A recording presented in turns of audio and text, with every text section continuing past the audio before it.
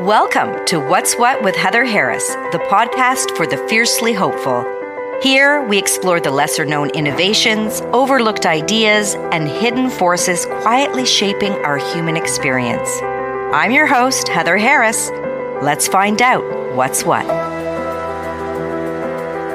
There are stories we hear, stories that play themselves out to the naked eye, and stories that are kept quiet and in the shadow, invisible. We're often taught to recognize illness by what we see, a cast, a hospital bed, a moment of crisis. But what about the lives shaped quietly, persistently, by what can't be seen? The pain that doesn't announce itself, the resilience that builds in private, the childhoods that unfold not on playgrounds, but in waiting rooms, hospital corridors, and between diagnoses. Today's conversation asks us to open our eyes. Invisible illness doesn't just affect the body. It shapes identity, relationships, ambition, and the way someone learns to move through the world. It can mean growing up faster than you should have to. It can mean learning to advocate for yourself before you even fully understand what's happening to you. And it can mean carrying a kind of strength that often goes unrecognized. My guest today, Lindsay Ireland, knows this reality intimately. In her memoir, Why Not Me?, she shares her experience of growing up with chronic and invisible illness. She speaks of navigating repeated hospitalizations, uncertainty, and the emotional terrain that comes with living in a body that doesn't always cooperate. But this isn't just a story about illness. It's a story about perspective and identity and resilience. Lindsay teaches us about what it means to live a full life when the path looks nothing like what you imagined. So let's ponder that quiet but powerful question. Not why me, but rather, why not me? Let's get into it. Welcome, Lindsay.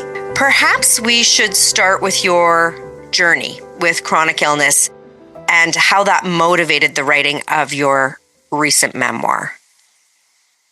Well, let me start by thanking you for having me here. I'm thrilled to be here. I think we should start probably when I was 11 years old is when it started. My journey with illness. I developed very severe, honestly, almost overnight, it felt like severe ulcerative colitis. So I started having a few symptoms like bloody stool and cramps, and literally a couple of weeks later, I was in Sick Kids Hospital in Toronto. And I won't go into all the different steps of it, but I deteriorated really quickly, was being monitored every few hours by nurses and doctors.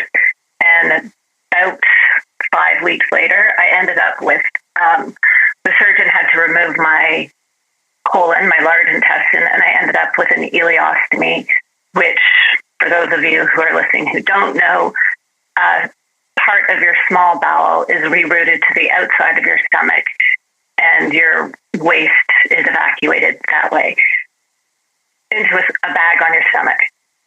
So I've had that since I was 11 years old, and there were multiple surgeries after that trying to remove the ileostomy and various things. So in my teen years, there were quite a few surgeries. And then when I was, I want to say 27 or so, the bag was made permanent.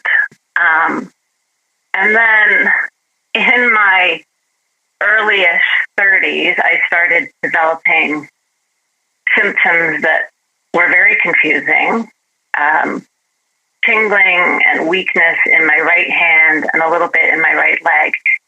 And quite quickly and easily, which isn't the case with all people who are diagnosed, but I was diagnosed with MS. And that was at a time when I was also undergoing fertility treatments, and I had started to write about how some of the tests that I was undergoing for the fertility treatments reminded me of when I was a kid in hospital with the invasiveness of your private areas of your body. Mm-hmm. And so at that time, I was working full-time, but I took a creative writing course at night, and something I wrote for that writing course, the teacher was like, this might be very helpful for other people. And I started to flesh it out into, I wanted to write a memoir because I had thought it might be very helpful to other people who are going through health things that are invisible to other people, but you're going through it on a daily basis. And so I started writing the memoir, and then I shelved it when I became a mother and I was working full time, and I just didn't have the time to give to it. So it was COVID's gift to me, sitting at the dining room table, literally. I started it in 2001, and I finished it, I think, in 2021. So, but for years, it sat on a shelf that I had, I think, 80 pages done. And then I finished it during COVID. Yeah, COVID had a few gifts for us. I mean, it had a few terrible surprises for us, more than a few, but it did have a few gifts for us, allowing us that quiet and that ability to focus. I'm very grateful that you had that time, because I do think that this memoir is incredibly important and gives a voice not only to your adult self and diagnoses that occurred at that time, but to your young self, to that child. And so I feel like it can help not only people who've had similar experiences, but also parents or loved ones. So why did you call it Why Not Me? It's a really powerful title. Thank you. It was actually, I was remembering a friend while I was getting diagnosed with MS, but I wasn't sure what I had yet, but I knew it was something. And my friend said, don't you feel sometimes like, why me? Why is all this happening to me? You know, you've been through so much when you were a kid and da. And I said, oh no, it hadn't really occurred to me. I said, well, I kind of think, why not me? Like, why anybody, really? And then I thought, okay, well, why not me? Why can't I write a book? So it was sort of two things. It was, and to me too, why not me is more about acceptance, whereas why me is more about resistance. And I embrace acceptance because that's the best way to move on and live your best life. So, but that why not me was about both things. It was like, why not me about my health? And why not me? Why can't I write a book? I can. Absolutely. And you did. And I did. So when did you first realize that your illness or illnesses were going to change your life, not just physically, but also socially and emotionally? Did you have that perspective when you were 11? I don't think I did, Heather. I think it all happened gradually. I don't feel like there was an aha moment that this has really changed my life. I think as I was adapting to things as I went, which as a kid, when I look back on it, it's kind of amazing how resilient and adaptable you are as a kid. And I had an amazing supportive family and a few very close friends who were just, I don't know, everything stayed the same, although everything was different, if you know what I mean. So my friendships and my family life and all that stayed the same.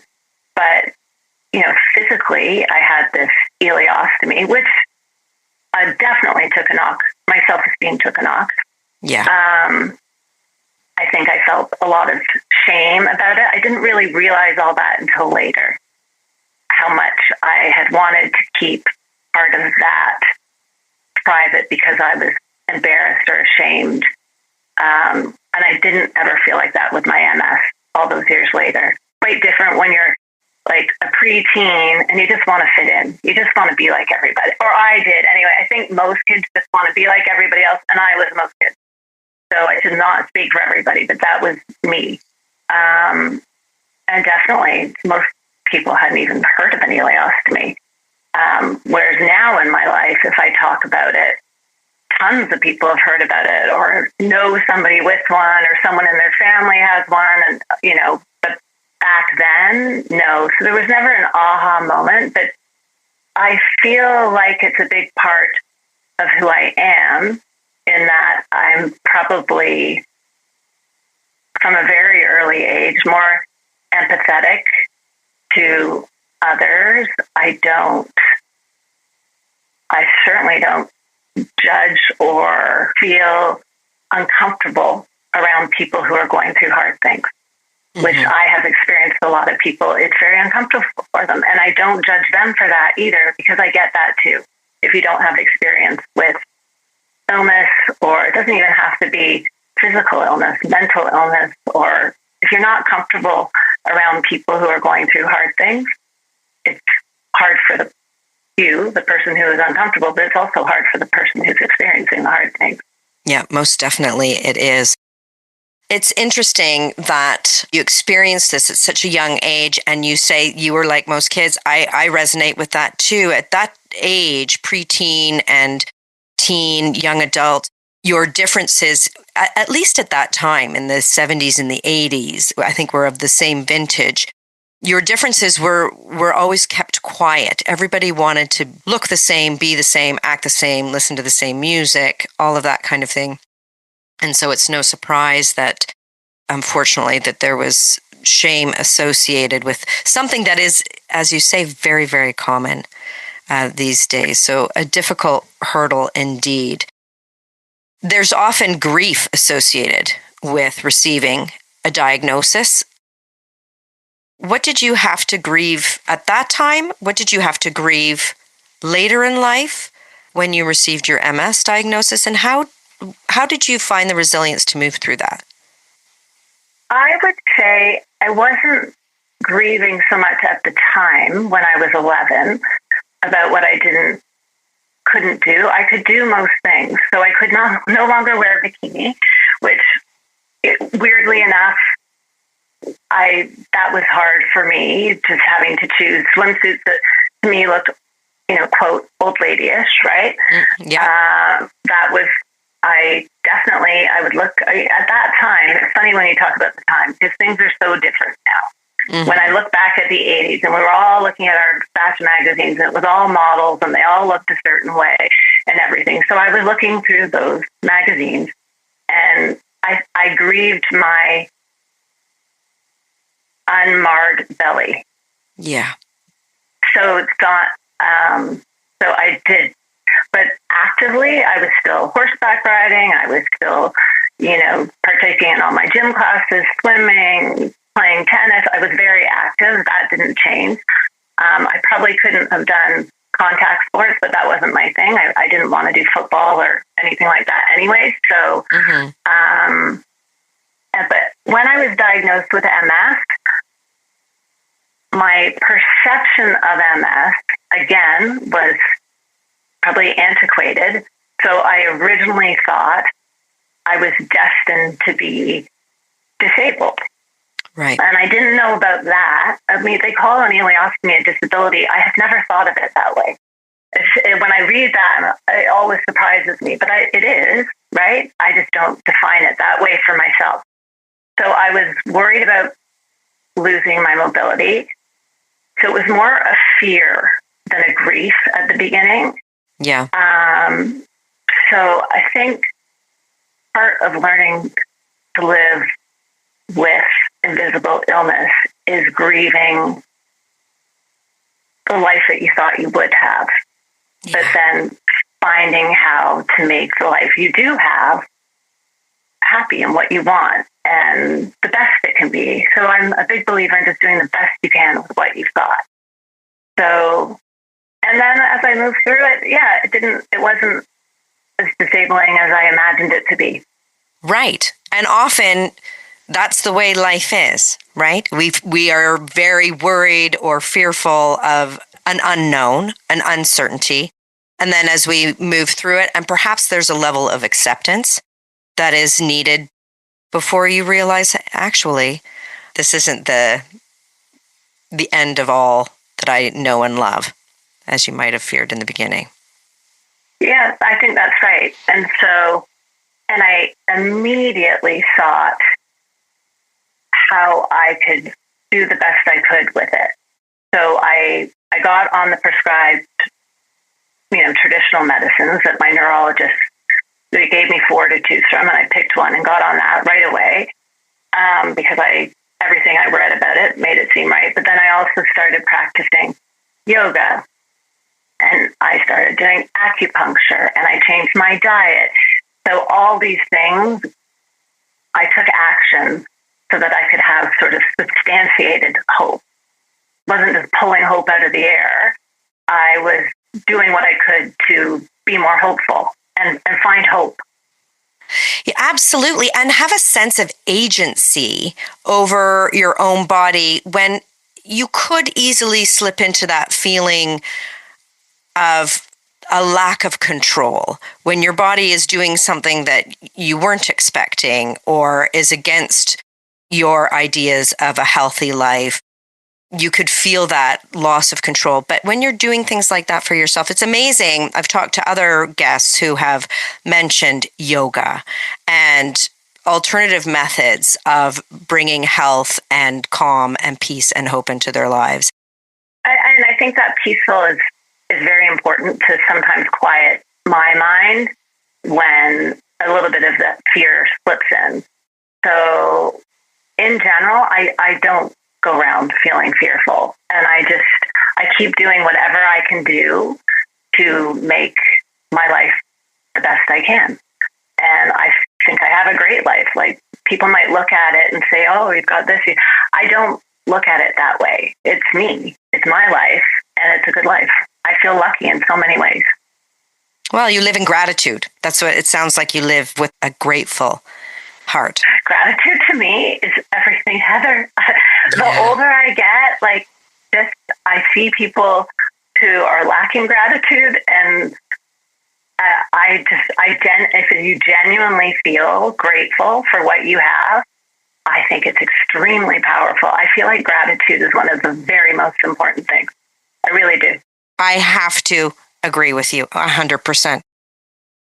Now, did you ever feel pressure to be well, even when you did not feel well, out in the public, in your life, in your working life as a mom? What does that performance, if so, cost you? Yes, I definitely did. I never wanted to worry people. I didn't want to be a burden. I have let go of a lot of that. And as my MS has, become more of an issue in my life, which is the last few years, I'm still doing really well, but definitely my limits are greater. I ask for more help. I didn't want to ask for help when I was younger because I didn't want to be a burden. And what a shame. What a shame, because what I have realized is people want to help. I want to help people if they need it. So most of the people, everyone in my life, quite honestly, I don't have anyone in my life that I feel wouldn't help me if I asked them. But I have got better for asking what I need. But yes, many, many times have I put on a brave face. And what is the cost? I think the cost is losing your authenticity, which I think is quite a high cost. And I paid that price quite a bit, particularly when I was younger. But even when I was first diagnosed with MS, I just didn't want to be a burden. And to anyone who's listening, you're not a burden if you say what you need. Absolutely. And I think this is something that is very common among women, that we are very generous with our giving, but it is much harder for us to ask for the help of others. It's also a gift to ask for help. It allows people in. Yes, absolutely. And I have been told by my friends and my family, don't try and, march through it all on your own. And my husband too. And my husband will say to me, it's hard for me to know exactly how you're feeling. And this is the other thing about sort of muscling through, is that if I talked about how I was feeling all the time with my MS, like every little symptom, everything that's happening, I personally, my brain, my gratitude cup would drain, right? So so I don't talk about it all the time. I say what I need if I need something, but because if I don't dwell on it, it doesn't feel so big for myself and for the other people in my life too. But it's more for me to keep a positive attitude and to stay afloat when days are bad. Yeah, it's not allowing it to define you, right? It doesn't have to be front and center all the time. But when you have difficult moments or difficult days, you've come to a place now where you are reaching out and letting people in to help you. Good to hear. Yeah, it's good, and it gives you a sense of community, and that's the other thing that I have learned in the last few years. Between gratitude and community, that they're very important. It's really important to not feeling alone, community. Yes. And do you find community also, I know you have a strong friends and family network, but do you also find community with people who have similar life experience or diagnoses as yourself? Yes, definitely. And I volunteer with the MS Society, and I always do the Walk for MS every year. And I'm one of their top fundraisers, so I get to do the MS Walk of Champions every year. And it's a smaller group of us, and we go somewhere different every year to go do a special walk. And I have found that I shied away from doing that for a few years too. And I find that something I look forward to every year, because it's it's a community who really understand. And we do have like aha moments when we're together, where you see people's eyes light up when you say something. They're like, me too, and it is a really powerful thing. It's been a real blessing for me to be with those people every year. Yeah. The power of a shared experience. Well, you're going to have to make sure that you provide us with a link to your fundraising efforts. I'll include those in my show notes. I love the fact that you go somewhere different every year for a walk. Can you give me a couple of examples of where you've been? Well, we did New York, and there was a few that I missed. There was Nashville, and it was supposed to be San Francisco last year, and they changed it to Kelowna, which my niece is in school at Kelowna. So fantastic! I know, it was lovely. It was a double bonus. Yeah. And this year it's in Halifax, which is my hometown, which I'm very happy not to go anywhere this year. It's great. I love that it's in my hometown. I just love that we'll all be together again. It's really great. It's because it's about at least sort of 60 or 70% the same people who are there every year to qualify for the championship walk. And I do the walk in May as well. So I do both of them. Yeah. Oh, so it's coming up. It's all coming up. You have a busy schedule. Yeah. So what does our culture, outside of these beautiful communities that you are a part of, what does our culture, our society misunderstand about illnesses that are not that apparent or invisible illnesses, as you put it? What would you wish people who don't have these life experiences, what would you wish they understood? So I think I'll talk more about my MS than my ostomy, because I have found, and this might not be everybody's, I know it's not everybody's experience with an ostomy, because I've on ostomy websites where when people are diagnosed when they're adults, I think it can be much harder having gone your whole life without one. But so I'll speak more to the MS. So with the invisible symptoms coming and going, sometimes I can look my best when I'm feeling my worst, because I've been resting so much and putting things aside to feel better that I look really refreshed and great because I've been resting all day, but I feel not great at all. So, and again, I don't go around sharing that with everyone, but even if I rest all day and then go do an event, I go to a lot of events with my husband for his work. So I might be at that event, but then the next day I have to spend a lot of the time in bed. But then people will see me a few days later and they don't realize what's gone on in between. So I think it's the assuming what you see is what you get. So for me, I feel like my personality is what you see is what you get. I'm open that way, but physically what you see and what you get is quite different. It's about not making assumptions, right? That's it. We're all not experiencing this life the same way and in the same state of health, whether it's visible or invisible. And I think if invisible illness teaches us anything, it is compassion and empathy, because so many people are going through things, illness, whatever it is, that you can't see. And so what you see is not what you get with a lot of people a lot of the time. So, and I've tried to teach my son that when he'll come home, like when he was younger, he'd come home and go, so-and-so was doing so.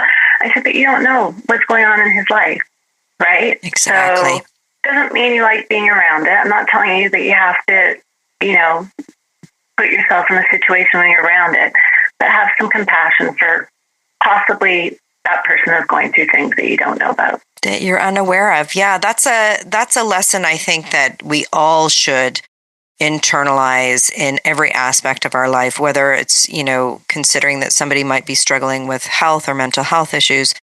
There are so many things, obstacles and challenges that life can throw at us, even in an instant, that someone who is not maybe acting as their best self, there could be a good reason behind that. Chronic illness often forces or creates boundaries, right? Whether boundaries that you wish to have or boundaries that are imposed upon you. Did your relationships change at all with your diagnoses over the years because of limits that were set upon you or that you set for yourself? So I think in many ways, I didn't set that many limits on myself when I was younger. I've had to set more limits on myself now.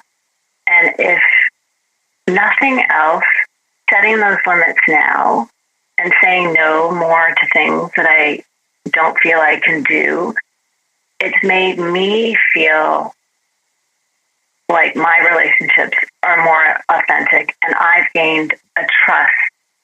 And I think it goes both ways. So I'm being more honest with people about those limits, and I feel like friendships or relationships are more honest for me too, because they're not disappearing. All those people are still there for me, even though I maybe can't do the 10-mile hike with them today, or 5-kilometer bike ride, or whatever it might be. But they're not disappearing, and I don't ask them to stop doing it. Just I can't do it with them. It just becomes more authentic. I'm not losing. I've never lost any friends over it. My intimate relationships, like my husband or my family relationships, nothing's ever been lost. So I feel like when I'm more true about expressing my limits, it makes the trust on both sides deeper, and deeper relationships is what I would say. Yeah, it enhances your relationships. Mm-hmm. Yeah, that word authentic, I think, people use it in many, many ways, but I think when it comes to your relationships and when you are struggling, value really can be added, and it can build very, very robust and loving relationships. I think so. So what has been the hardest part of coping with illness that is less visible unless you share it? The hardest part, I think, over my life, there have been many times where I have felt alone with it. Alone with the illness, even though I have an amazing support system and haven't lost friends. If anything, it's deep in those friendships. It doesn't matter all that when I'm actually going through something. I end up feeling alone. And I think a lot of that goes back to also, I had that experience as a child, not being in the classroom with my kids and being in the hospital with my parents always there. They were on the clock 24/7 when I was first diagnosed. So I didn't feel alone in that there were lots of people around, nurses and doctors and my parents, but removed and isolated from what was going on in the outside world. And that to me has been the hardest part, the feeling of alone, even though you're not alone. You are, I do feel alone, and you are alone when you're dealing with the actual trauma of the illness. No one can go through that for you. That to me has been the hardest part, and maybe feeling misunderstood with the MS. Like, because I look so healthy, feeling misunderstood. And that's on me too. That's on me too, right? Well, in some ways, you have to, and I think you do very well, advocate for yourself and share how you're feeling with the people around you. But yeah, it's a very poignant point of feeling alone when we're going through trauma or grief or illness. Nobody else can shoulder it. You really, whether it's your little 11-year-old self or in your 20s or your 30s, 40s, 50s, it's just you, really. That has been the hardest part. And it's weird. I have felt like that quite a few times throughout things. I recently went through a few surgeries, and I felt like that too, even though I was almost always with somebody.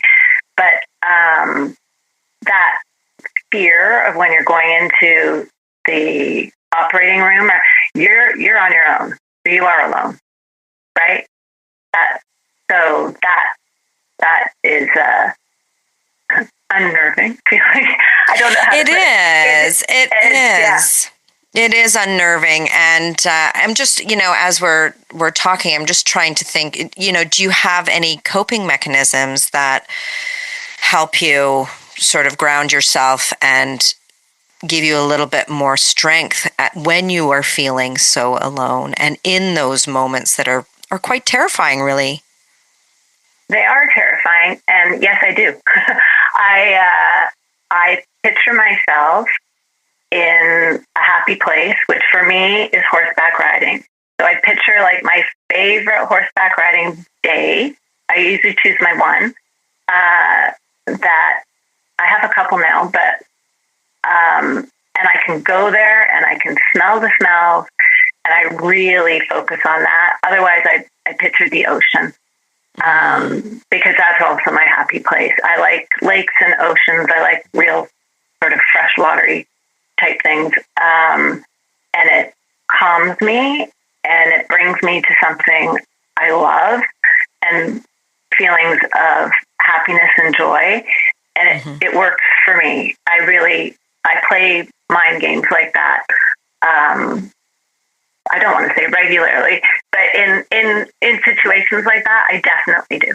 It's a powerful resource, to be able to visualize yourself somewhere where you feel supported, protected, and feel joy, right? Joy is a good distraction. It is a very good distraction. It reminds me, I remind myself that I will have that again. Maybe if I won't even be on horseback galloping through that field, I can be around horses and have the smell and be around nature. I find nature very healing for me. And so I remind myself I will have that again soon. And that's one of my coping mechanisms for sure. Yeah, I love it. Very reassuring. And there's a lot of science behind the healing power of nature, whether you're in it or visualizing it as you do in these troublesome moments. This is a personal question, but what has surprised you most about your own strength and resilience? Did you think that you would sail through all of these things as you have? I don't necessarily think it surprised me. I feel more surprised when I see the resiliency of other people. But as you're going, right? But as you're going through these things, I don't really feel surprised. I think maybe when I was young, I felt like some sort of pressure to live up to this brave thing that people would say to me. And I don't feel brave. I think resilience, it's not, with invisible illness, it's not dramatic, it's not heroic. It's just finding a way each day to have the best life that you can have. I think it's been a gift in lots of ways to know that I have the resilience. And whatever comes my way, I always think to myself, well, I can handle that. And now I know the people around me can handle it too, but I'm like, whatever happens, I know I can handle it. And I know I have the resources. I think maybe what surprises me more is how resourceful I have been at finding the various pieces that make me resilient. people have different things that can help them build their own resilience, right? For me, it's visualizing my horseback riding nature. And I know these are very sort of common things that we're reading about a lot these days, but they work for me.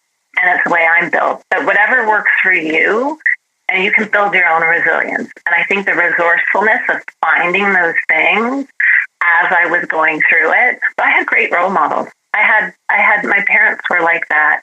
And I had an aunt I was very close to, and she was very resourceful too. Mm-hmm. You said something, you said that you can walk into situations and think, yeah, I can handle this. I've got the resources to handle this. What a gift that is, to know yourself that well. Do you think that's a product of your lived experience with illness? Or is that just something that was innate?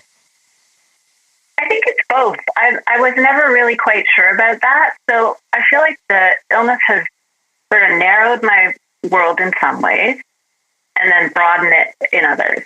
Mm-hmm. So knowing what I can handle and feeling like I'll get through this. Like I'm not exactly sure how I'll get through it right at this moment, but I know I will. And I've done it before and I'll do it again. And that was one of the things about the MS diagnosis. It didn't necessarily surprise me. I felt like I might get something else. But I was like, oh, come on. Like this soon? Okay, but let's figure it out, right? Yeah. That doesn't mean I wasn't in shock, and I don't want to skip over everything. I had all the regular things. But I was pretty quick to find the resources and move on. And yes, I think it has given me that gift of knowing that I can handle things as they pop up. Yeah. As we all can. As we all can. Yeah. Yeah. We can find that within us. So for the people who are listening to this conversation, who may be newly diagnosed, or someone that they love has been newly diagnosed and they're feeling very overwhelmed, what would you share with them today? I would say be kind to yourself and don't expect everything to adapt quickly, meaning yourself. Don't accept yourself too much from yourself too quickly. And the importance of community. I undervalued that when I was younger. I value it more now. I think it helps mitigate the feeling of aloneness. You're not in it alone, even though you feel like you're alone. And that's okay. Like, just give space to the feelings that you're feeling and don't try and rush through it. Take time and be kind to yourself. Just that. I'm not sure I always was all the time. And that would be my advice to people. Don't be hard on yourself, and you'll get through it. And ask for the help you need, and give yourself time. Yeah, time and space to feel all the emotions that come along with that. So, this podcast is for the fiercely hopeful. I think you absolutely embody that, Lindsay. What does hope look like when healing is not guaranteed, when we don't know what the outcome will be? A lot of the time we don't know what the outcome will be. So we're on this journey. Life is a big, long journey. And for me, hope is just making the most out of what you have on any given day and knowing that you'll do that the next day and the day after. And as I'm saying these days, as my mobility is, I'm struggling more with it one step at a time, right? Mm-hmm. And that is how I sort of frame my hope now. One step at a time. I love it. How can our listeners find and follow you? I'm going to put a link to your book. I encourage everybody to read it, whether invisible illness has touched your life or not. It has some powerful wisdom in there. But if people want to follow your journey, see what you write next, I hope there's another book coming. How can they do that? Thank you. I'm thinking about maybe doing another book.